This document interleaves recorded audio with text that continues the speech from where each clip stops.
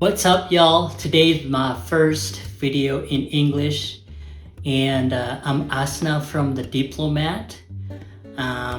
If you want to see me talking in my native tongue, which is Malagasy, then feel free to check out my Facebook page. All of my contents over there are in my native tongues.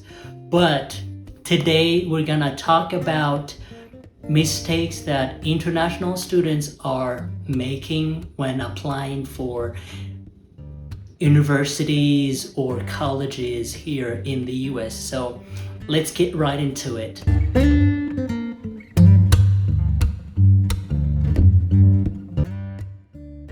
Well, there are a lot of mistakes that an international student could make when applying for a university here in the US, but today I'm gonna talk about only three things.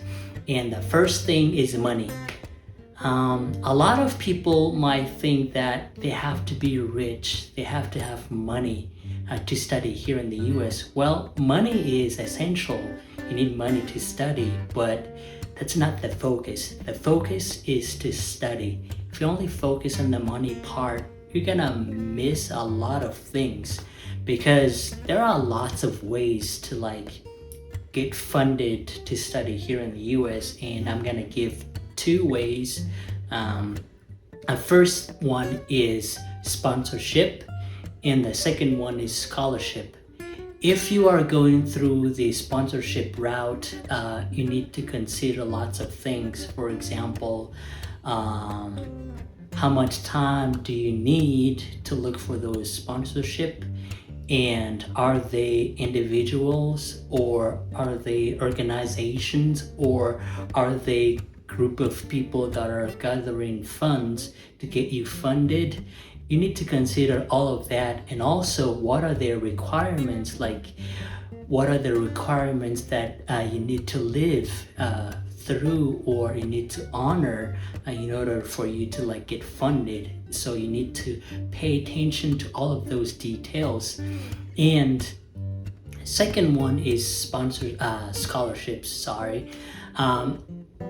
There are a lot of ways to get scholarships here in the US. For example, you can start with looking into the university's website and find out if they offer scholarships for international students. And you can go through scholarships through government programs as well, or for example, Fulbright, Atlas, and all of those programs that are out there. Or you can look for organizations that are funding international students. And also, the same as the sponsorship, you have to look into their requirements. For example, some scholarship may require you to have good grades, others won't, or something like that. Or they might look into your community services or clubs or extracurricular activities you joined when you were in high school or something like that. So you need to pay attention to those details or look for those details.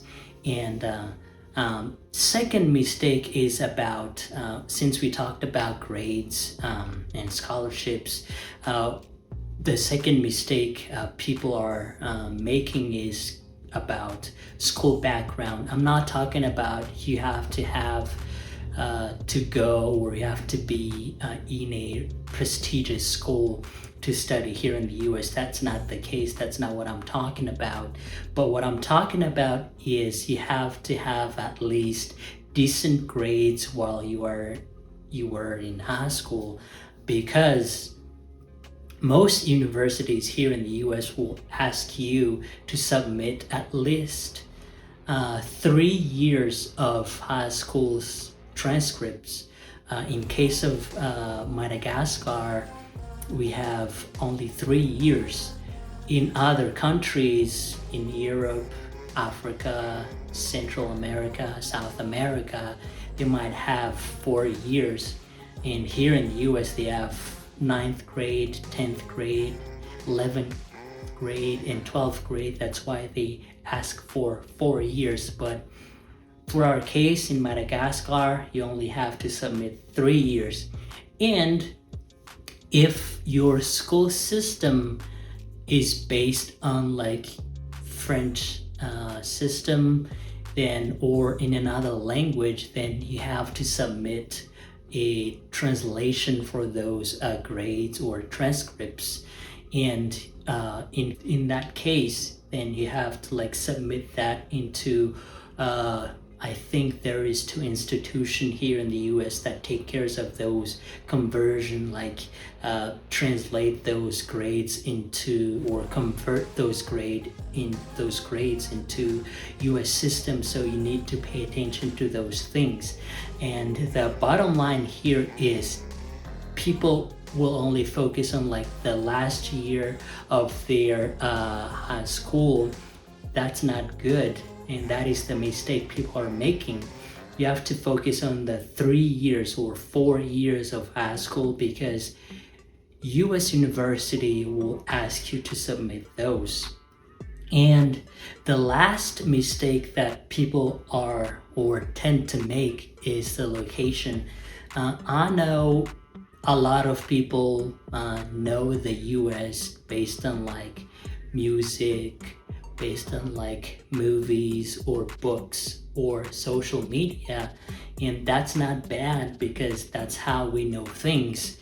But sometimes we tend to go to like only popular states, for example California, New York, Chicago, Texas, or Miami, Florida, and a lot of us tend to apply to only those places.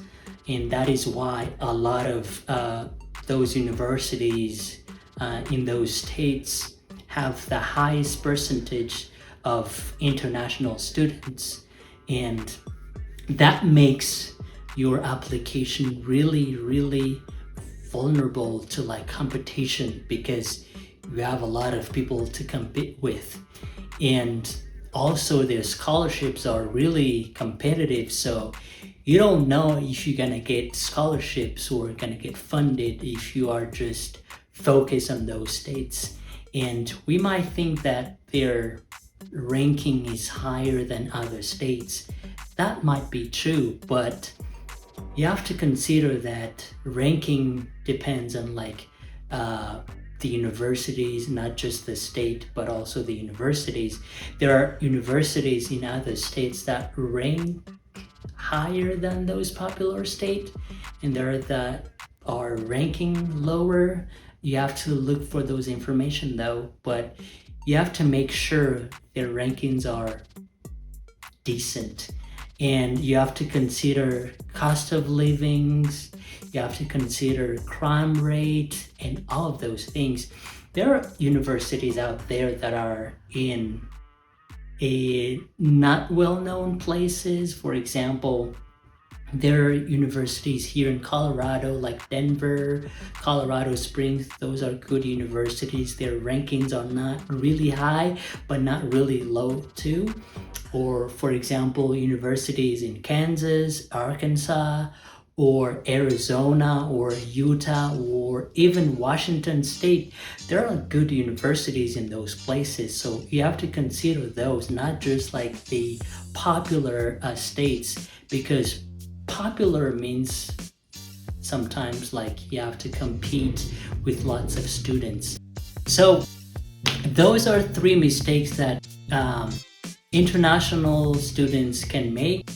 And if you think or you believe that these informations are helpful to your significant others, friends, or family, or whoever you think might need these information, so please make sure you share this video or you subscribe into my YouTube channel so you can have more information about opportunities here in the US or Canada.